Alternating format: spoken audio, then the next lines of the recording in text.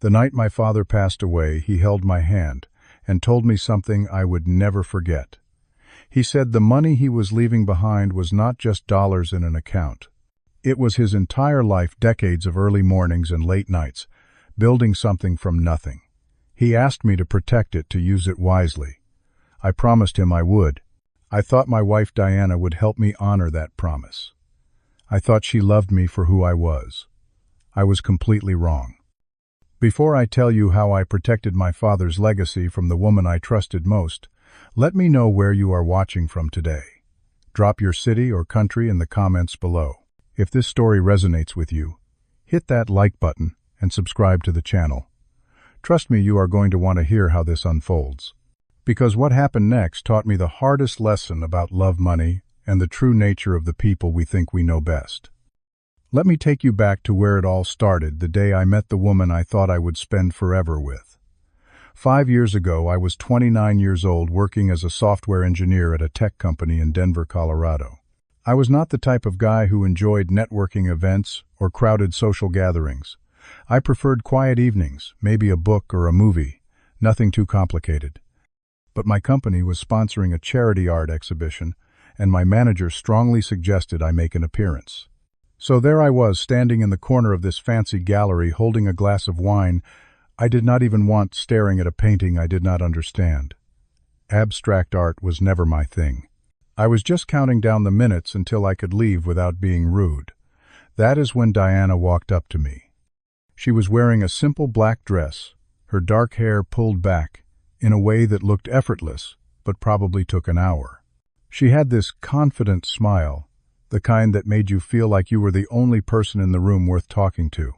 She asked me what I thought about the painting I was staring at. I admitted I had no idea what it was supposed to represent. She laughed and said that was the most honest answer she had heard all night. We ended up talking for the rest of the evening. She worked in marketing for a small agency downtown. She was smart, funny, and seemed genuinely interested in what I had to say. What struck me most was that she never asked about my job title or my salary. She asked about my favorite movies, my childhood, what made me laugh. It felt refreshing. It felt real. By the end of the night, I had her number. By the end of the month, we were officially dating. During one of our early conversations, Diana mentioned that she had grown up in a household where money was always tight. Her parents worked multiple jobs just to keep the lights on.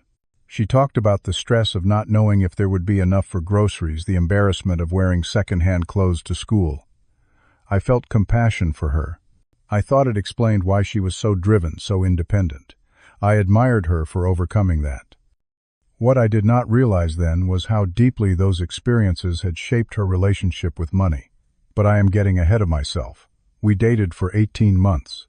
I proposed to her at the same restaurant where we had our first real date, a small Italian place with checkered tablecloths and candles on every table, nothing extravagant. She said yes before I even finished asking the question. Our wedding was intimate, about 60 guests, mostly close friends and family. My father Harold was there, looking proud in his suit. He shook Diana's hand and welcomed her to the family. He was always a man of few words, but I could tell he was happy for me. Here is something important you need to understand. I never told Diana the full extent of my family's financial situation. My father owned a construction company that he had built from the ground up over 40 years.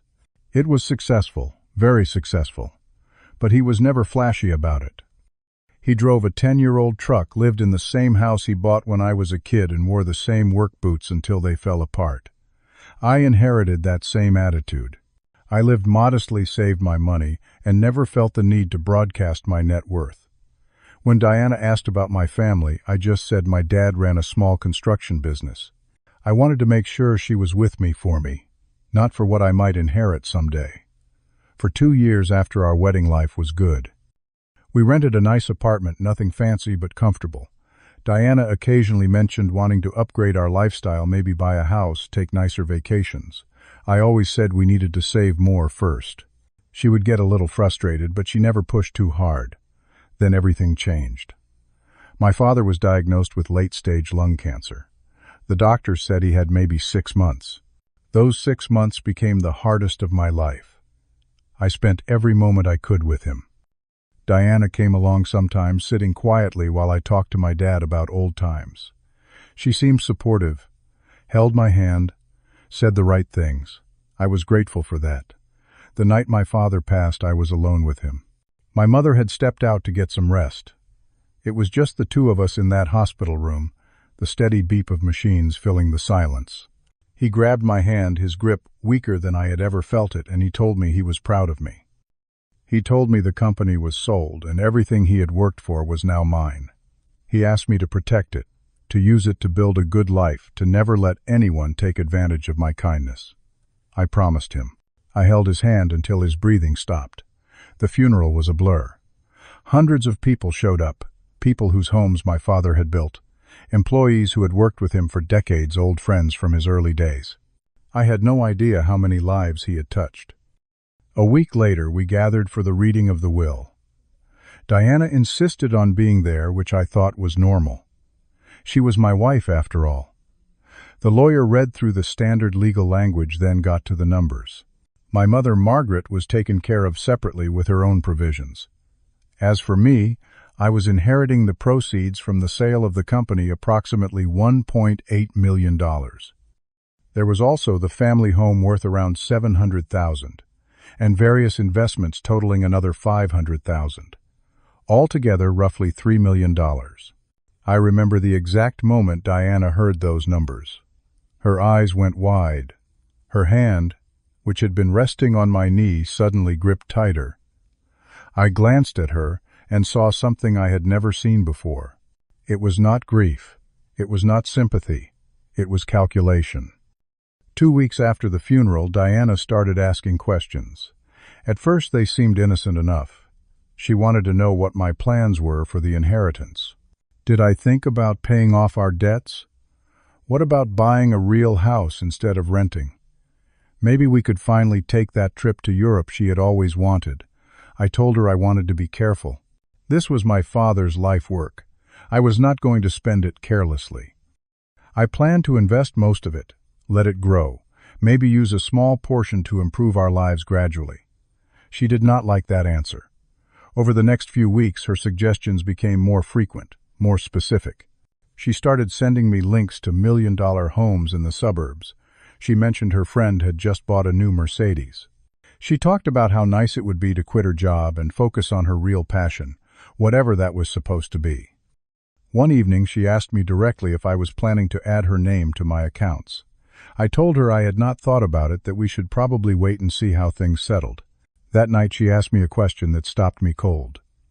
"Do you not trust me, Carlton?" I tried to explain that it was not about trust. This was my father's legacy. I just wanted to be thoughtful about how we handled it. She nodded slowly, but she did not say anything else. She just went to bed without another word. That silence should have been my warning, but I told myself it was nothing, just grief playing tricks on my mind. The months that followed were like watching a stranger slowly replace the woman I married. Diana became obsessed with money in a way I had never seen. Every conversation seemed to circle back to the inheritance. She started criticizing our apartment, our cars, our furniture. Everything we had was suddenly not good enough. She would make comments like, "We are sitting on $3 million and living like we are broke," or "I did not sign up for this kind of life." Then came the first real fight. Diana had about $80,000 in student loans from her marketing degree. She suggested we pay it off entirely using the inheritance. I said I was open to helping, maybe paying half, but I wanted to keep most of the inheritance invested for our future. She exploded. "It is not like it is your money," she screamed. "Your dad earned it, not you. You are just hoarding it like some kind of dragon sitting on gold." Those words hit me like a punch to the chest. This was my father's legacy, the man who had just died, and she was acting like I had no right to it. I did not know how to respond. I just stood there stunned while she stormed off to the bedroom. After that night, I started paying closer attention, and I did not like what I found. Diana had opened 2 new credit cards without telling me. The statements showed purchases I had never seen: expensive clothes, spa treatments, dinners at restaurants we had never been to together. When I confronted her, she shrugged it off. "We can afford it now," she said. "Stop being so cheap." Then came the discovery that changed everything. It was a Saturday afternoon. Diana had gone to meet her friend Stacy for lunch, and she left her phone on the kitchen counter. I was not planning to snoop. I had never been that kind of husband. But the phone buzzed with a notification, and I glanced at it instinctively. It was a text from Stacy. "Did you get him to add your name yet? You need to secure your share before he changes his mind." My heart stopped. I picked up the phone and scrolled through their conversation.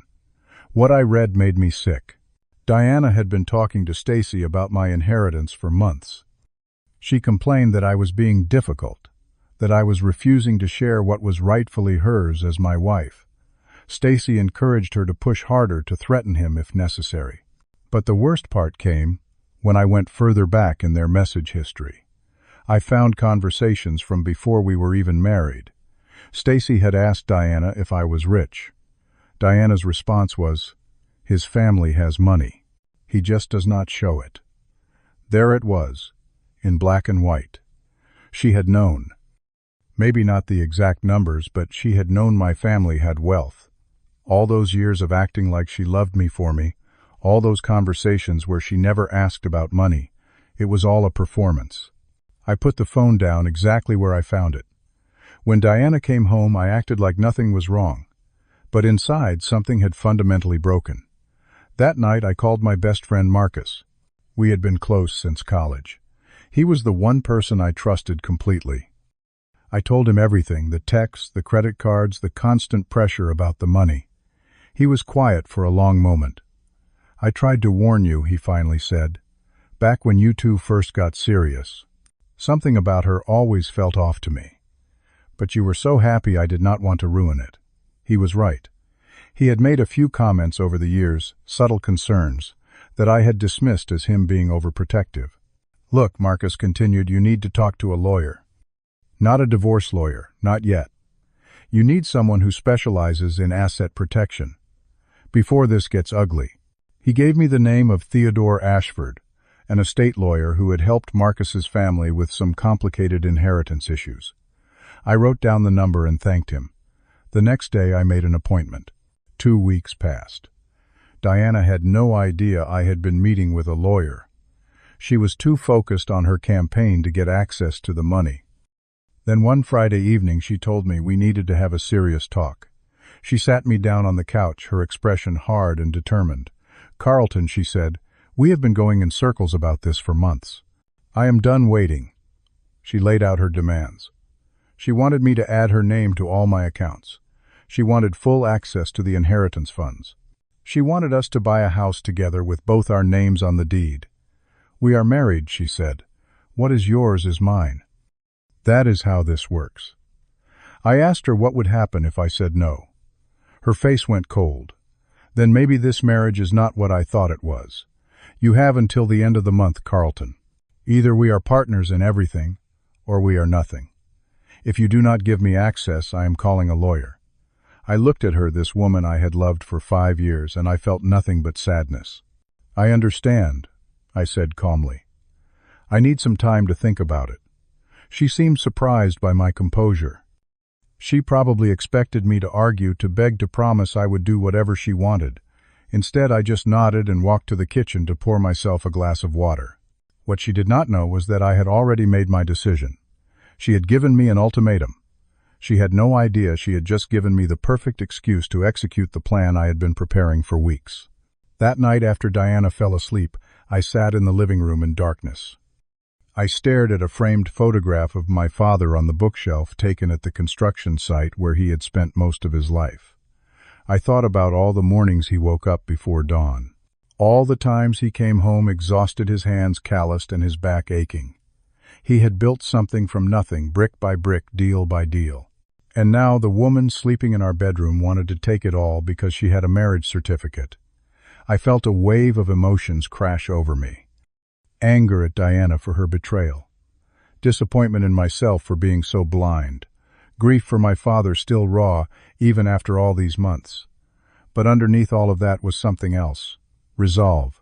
My father had taught me that a man protects what matters, not just with words but with action. He never backed down from a challenge, never let anyone push him around. I was not going to start now. She wanted a war over my inheritance.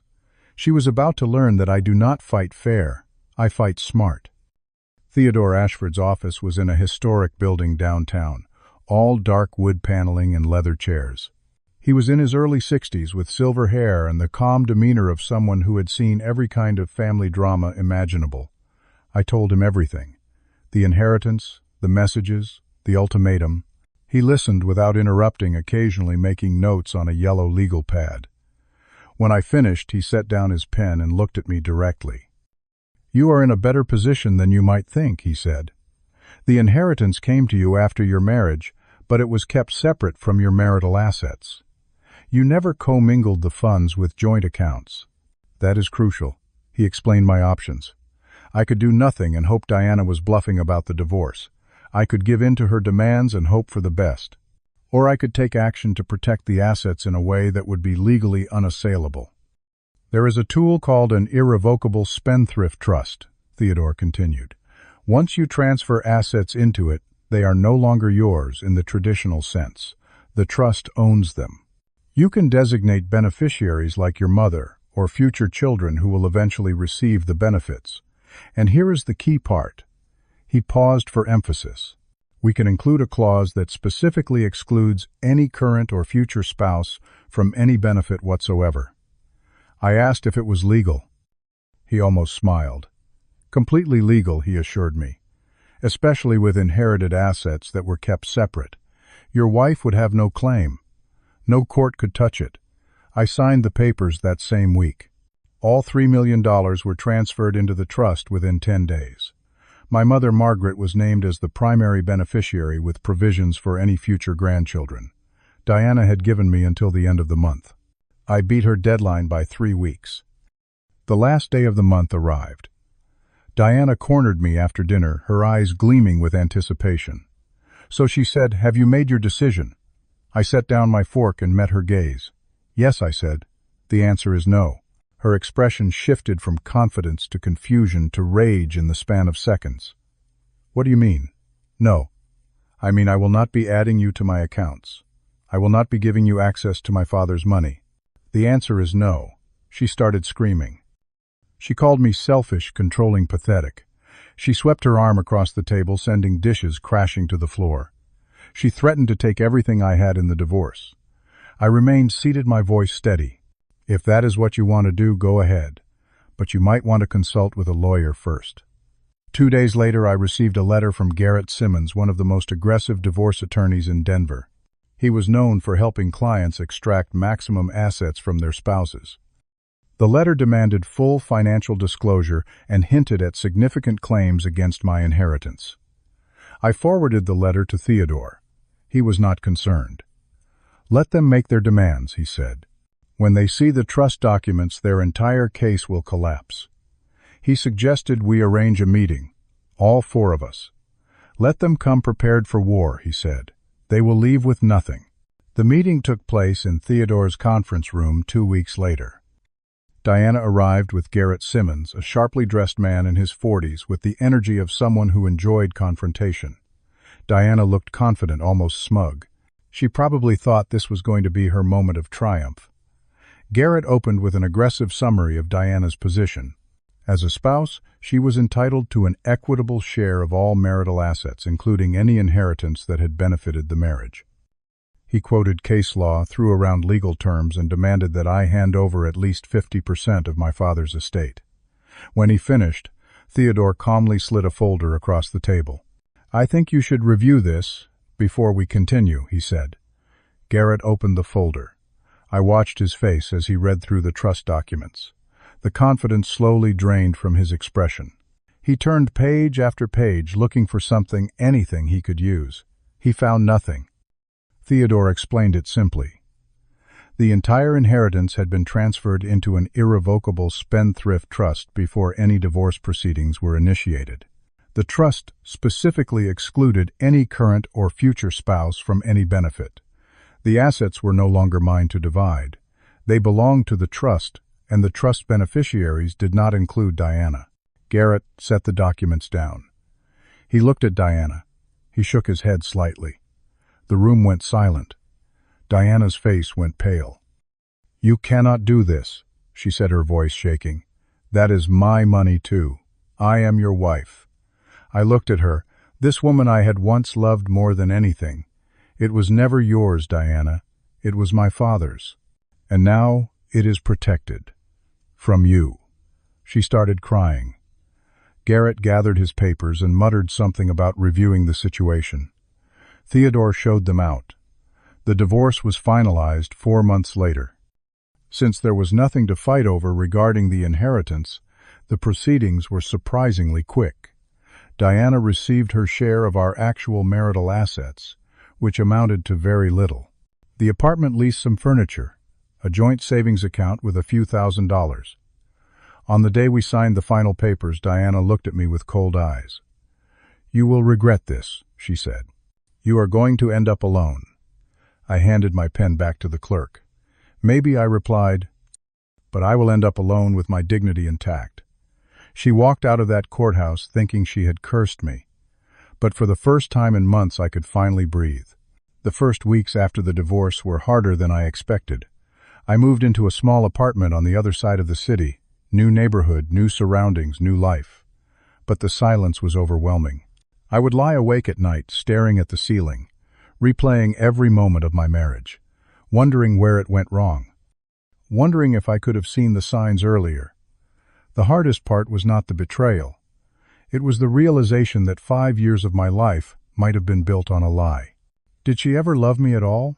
Or was I just a means to an end from the very beginning? One night, about 3 weeks after everything was finalized, I drove to the cemetery where my father was buried. It was late past 11, but I needed to be there. I sat on the grass beside his headstone for over an hour. I talked to him like he could hear me. I told him I had kept my promise. I had protected what he built. But I admitted I was lost. I did not know what to do next. For the first time since the night he died, I let myself cry. "I protected it, Dad," I whispered. "But I wish you were here to tell me what to do now." The healing did not happen overnight. It came in small moments. My mother, Margaret, drove down from her place to spend a week with me. She did not lecture or give advice. She just cooked my favorite meals, sat with me on the couch, and let me talk when I needed to. One evening, she told me about the early years of her marriage to my father. How they had struggled, how they had fought, how there were times she was not sure they would make it, but they had built something real together, something based on partnership and respect. "Your father would be so proud of you," she said. "Not because you kept the money, because you kept your self-respect." That mattered more to him than any dollar amount. Marcus was relentless about getting me out of the apartment. He would show up unannounced with tickets to basketball games or drag me to a new restaurant he insisted I had to try. He never let me isolate myself for too long. One night over beers, he told me something that stuck with me. "You did not lose a wife, Carlton. You lost someone who was pretending to be one. There is a difference. And now you are free to find someone real." I threw myself into my work. I took on bigger projects, led more teams, mentored younger engineers who reminded me of myself a decade ago. There was something healing about focusing on creation instead of destruction. I also started taking care of myself in ways I had neglected during my marriage. I joined a gym and went every morning before work. I took a cooking class on weekends, learning to make meals I had always wanted to try. I read books about psychology and personal growth, trying to understand myself better. Slowly, the weight began to lift. What did I learn from all of this? I learned that money does not change people. It reveals them. Diana was always who she was. The inheritance just gave her a reason to stop pretending. I learned that trust is precious, but protecting yourself is not the same as being paranoid. There is nothing wrong with keeping certain things separate, even in a marriage. The right partner will understand that. I learned that my father's legacy was never really about the money.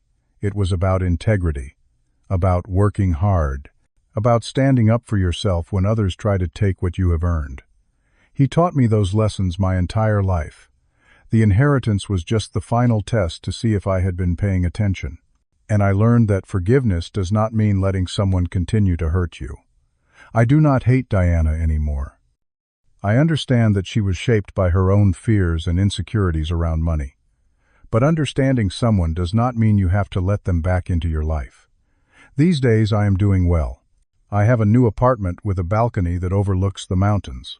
I have friends who genuinely care about me. I have work that challenges me and makes me feel useful. Am I open to love again?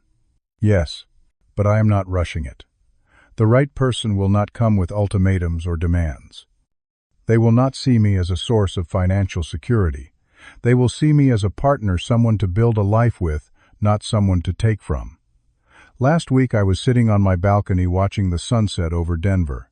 I had a cup of coffee in my hand and a framed photo of my father on the small table beside me. The sky was turning orange and pink, and for the first time, in a long time, I felt genuinely at peace. My father taught me that some things in life are worth protecting at all costs. My inheritance was one of them. But more than that, I learned to protect something even more valuable, my peace. So, if you are out there going through something similar, if someone in your life is making you feel guilty for protecting what is yours, remember this. You do not owe anyone access to your life, your heart, or your legacy. The right person will never ask you to prove your love with your wallet. Thank you for listening to my story. I know it was a long one, but I hope something in it resonated with you. Before you go, I have a question. Have you ever had someone show their true colors when money was involved? Or have you ever had to make a hard choice to protect yourself from someone you loved? I would genuinely like to hear your stories. Drop them in the comments below. If this video meant something to you, please hit that like button. It helps more than you know. And if you are not subscribed yet, go ahead and join the family. I share stories like this regularly. Stories about real life, real struggles, and the lessons we learn along the way. Share this video with someone who might need to hear it. Sometimes the right story at the right time can change everything. Thank you again for being here. I appreciate every single one of you. Take care of yourselves. Protect what matters. And remember, your worth is never measured by what you give away. It is measured by what you choose to protect. Until next time.